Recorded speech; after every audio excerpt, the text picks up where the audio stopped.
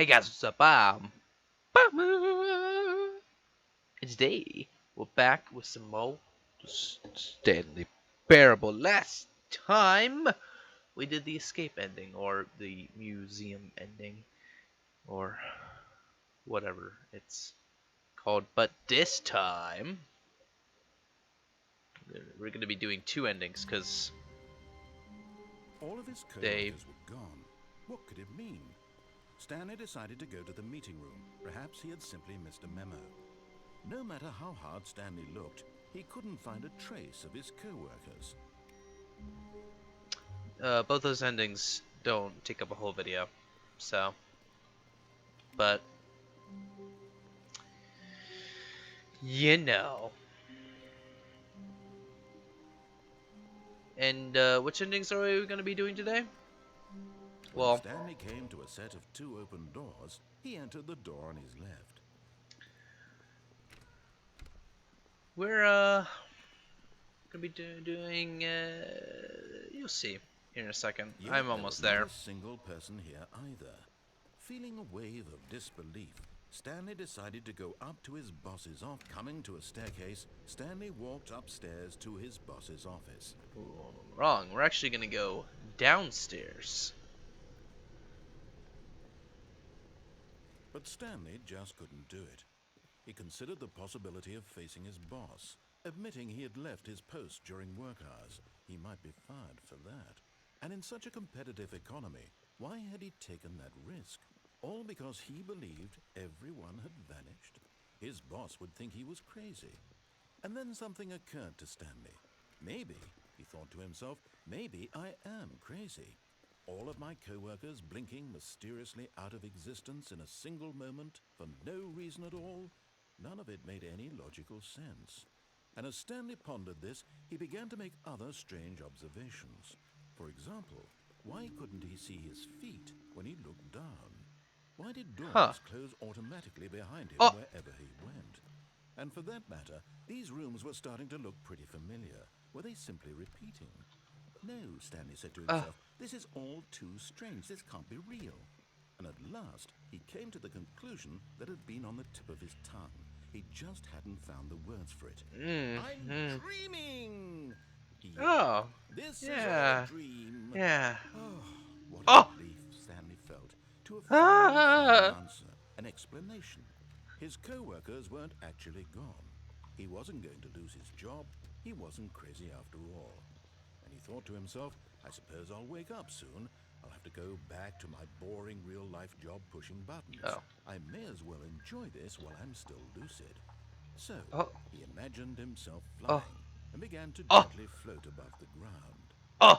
Then he imagined himself soaring through space on a magical starfield, and it too appeared. It was so much fun, and Stanley marveled that he had still not woken up.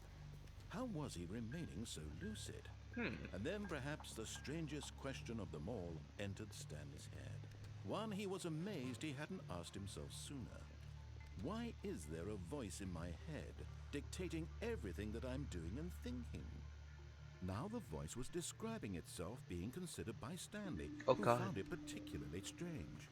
I'm dreaming about a voice describing me, thinking about how it's describing my thoughts, he thought. And while he thought it all very odd and wondered if this voice spoke to all people in their dreams, the truth was that, of course, this was not a dream. How could it be? Was Stanley simply deceiving himself, believing that if he's asleep, he doesn't have to take responsibility for himself? Stanley is as awake right now as he's ever been in his life. Now, hearing the voice speak these words was quite a shock to Stanley. After all, he knew for certain, beyond a doubt, that this was in fact a dream. Did the voice not see him float and make the magical stars just a moment ago? How else would the voice explain all that? This voice was a part of himself too. Surely, if he could just... He would prove it. He would prove that he was in control. Yes. That this was a dream. Yes. So he closed his eyes gently, and he invited himself to wake up. He felt the cool weight of the blanket on his skin, the press of the mattress on his back, the fresh air of a world outside this one. Let me wake up, he thought to himself. I'm through with this dream. I wish it to be over. Let me go back to my job. Let me continue pushing the buttons. Please, it's all I want. I want my apartment, and my wife, and my job. All I want is my life exactly the way it's always been. My life is normal. I am normal. Everything will be fine. I am okay.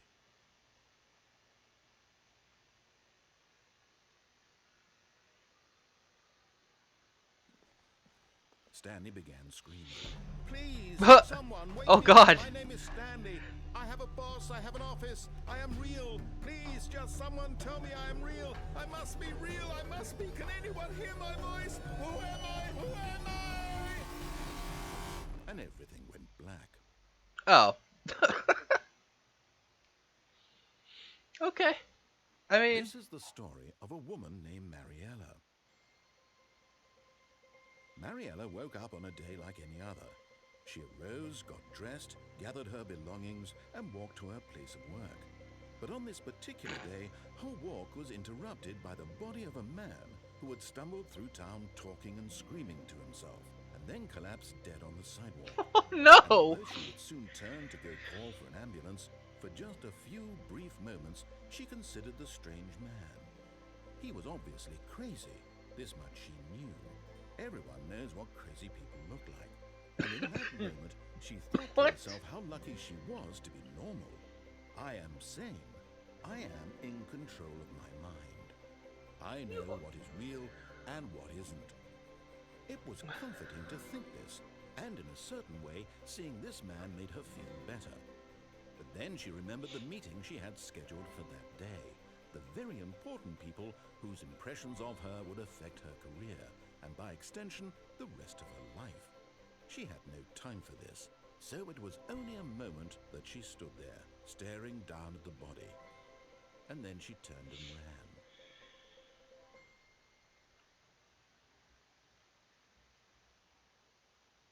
She's a dick. Honestly, wow. What in the world? What was her name? I forget, but she I don't know what normal person would just turn their back to a dead person on the street, but you know, whatever. Apparently she's normal. Whatever. Whatever you say.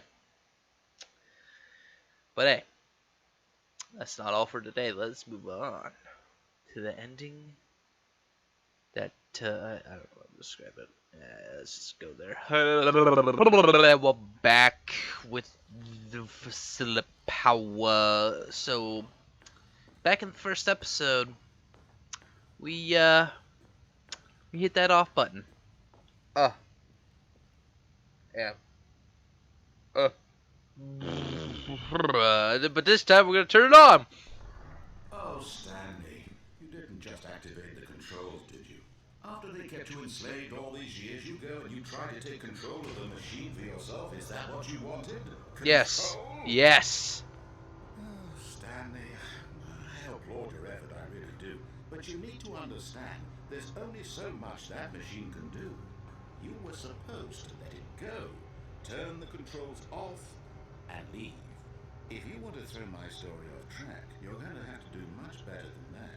I'm afraid you don't have nearly the power you think you do. For example, and I believe you'll find this pertinent, Stanley suddenly realized he had just initiated the network's emergency detonation system. What? In the event that this machine is activated without proper DNA identification, nuclear detonators are set to explode, eliminating the entire complex.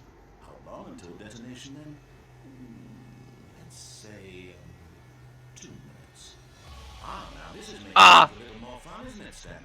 It's your time to shine. 3 attempts You remaining. are the star. It's your story now. Shape it to your heart's desires. Oh, this is Yellow much button. better than what I Yellow. had in mind. What a shame we have so little time Fuck. left to enjoy it. Mere moments until the bomb Blue. goes off. But what precious moments each Blue. one of them is.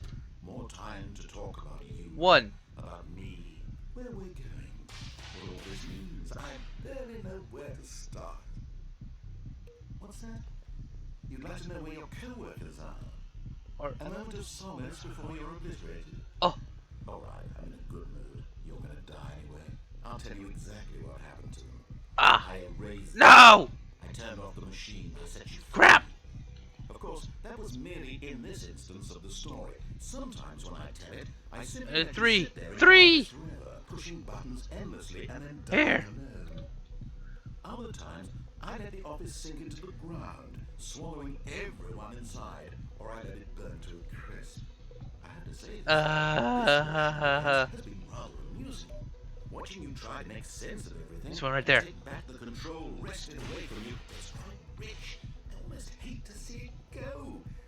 But I'm sure learning. whatever I come up with on the next go around will be even better. My goodness, only Have we gotten this 34 one? seconds left. Crap. But I'm enjoying this so much.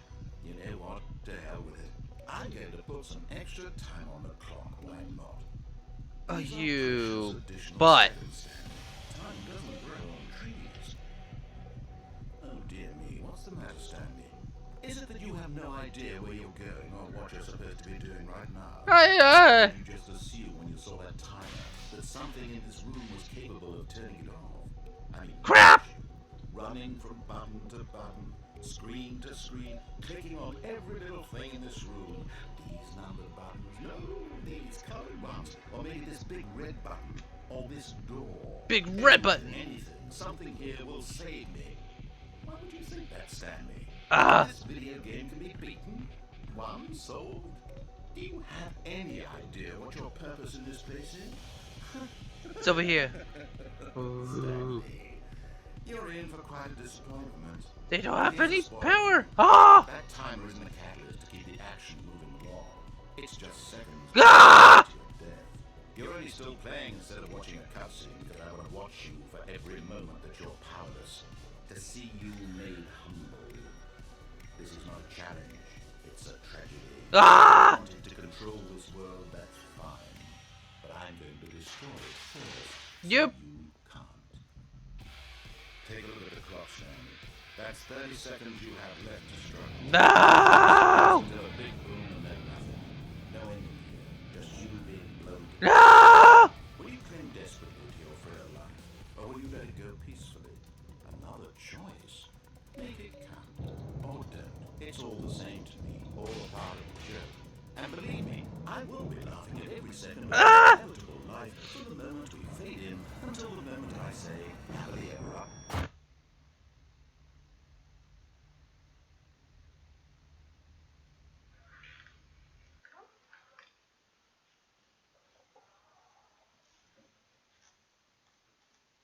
I died. Ah! That ain't no. That ain't cool, me. What the heck? That's the butt move, narrator. Just straight up killing me. Just, but why? Oh, because I turned it. What if someone accidentally pressed on instead of off? I know, like that from happening is really, really like you must be really bad at games to press on when you meant to press off, considering they're very much so separated. I don't know anybody who's done that, but oh, that ending though. Oh, the narrator though, I swear, just a huge butt, honestly. Like really though, but yeah. It happens sometimes though. So, what other endings was he a butt in? He was in when I went against him, he turned into a real butthead because he's like, yeah, you're a jerk for not listening to my story, which I deserve it, but uh, eh, it uh, it happens. But yeah, this game. It's crazy sometimes, but I love it. Well, in any case, thank you all very much for watching this The Stanley Parable video. If you did enjoy it, please leave a like, maybe even a favorite if you're feeling generous, and please subscribe for more The Stanley Parable. Skatabama. Peace. Peace.